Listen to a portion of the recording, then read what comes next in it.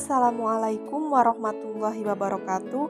Kembali lagi dengan saya, Sekar Suri Handayani, NPM 50264, kelas 4B Prodi PGSD. Mata kuliah Telaah Kurikulum dengan dosen pengampu, Bapak Tio Gusti Satria, Magister Pendidikan. Dalam video kali ini, saya akan membahas materi tentang pengembangan kurikulum 2013, kurikulum darurat, dan kurikulum paradigma baru. Dasar pertimbangan kurikulum 2013, kurikulum darurat, dan kurikulum paradigma baru. Yang pertama yaitu kurikulum 2013.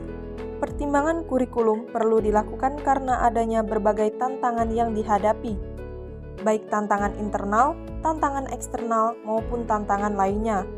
Tantangan internal adalah dalam rangka pemenuhan tuntutan 8 standar nasional pendidikan dan berkembangnya jumlah penduduk jika tidak dibarengi dengan kualitas manusia akan menjadi beban pembangunan.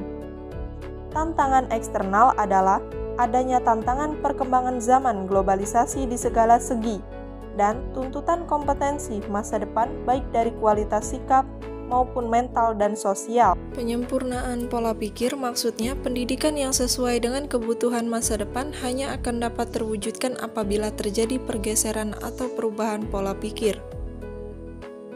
Penguatan tata kelola kurikulum maksudnya penyusunan kurikulum dimulai dari 4 aspek, yaitu menetapkan standar kompetensi lulusan berdasarkan kesiapan peserta didik, tujuan pendidikan nasional, dan kebutuhan. Setelah kompetensi ditetapkan, kemudian ditentukan kurikulumnya yang terdiri dari kerangka dasar kurikulum dan struktur kurikulum. Pendalaman dan perluasan materi. Perlu dilakukan langkah penguatan materi dengan mengevaluasi ulang ruang lingkup materi yang terdapat di dalam kurikulum, dengan cara meniadakan materi yang tidak esensial atau tidak relevan bagi peserta didik, mempertahankan materi yang sesuai dengan kebutuhan peserta didik, dan menambahkan materi yang dianggap penting dalam perbandingan internasional. Perlu juga dievaluasi ulang tingkat kedalaman materi sesuai dengan tuntutan perbandingan internasional dan penyusunan kompetensi dasar yang sesuai dengan materi yang dibutuhkan. Yang kedua yaitu kurikulum darurat. Dasar pertimbangan kurikulum ini yaitu untuk mementingkan kesehatan dan keselamatan peserta didik, pendidik, tenaga kependidikan, keluarga, dan masyarakat, serta tumbuh kembang peserta didik dan kondisi psikososial, juga menjadi pertimbangan dalam pemenuhan layanan pendidikan selama masa pandemi COVID-19.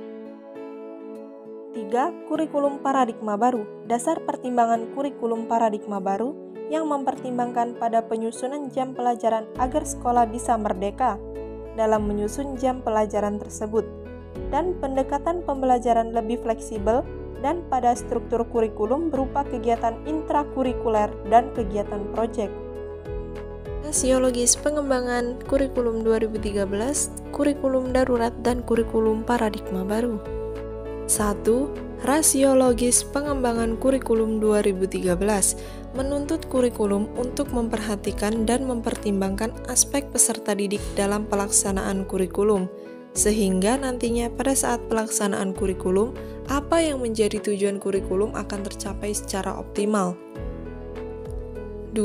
Rasiologis pengembangan kurikulum darurat muncul sebagai jawaban atas keterbatasan dalam proses belajar mengajar di tengah pandemi COVID-19. 3. Rasiologis pengembangan kurikulum paradigma baru. Dalam proses pelaksanaan pembelajaran, satuan pendidikan tidak terbatas pada satu pendekatan saja.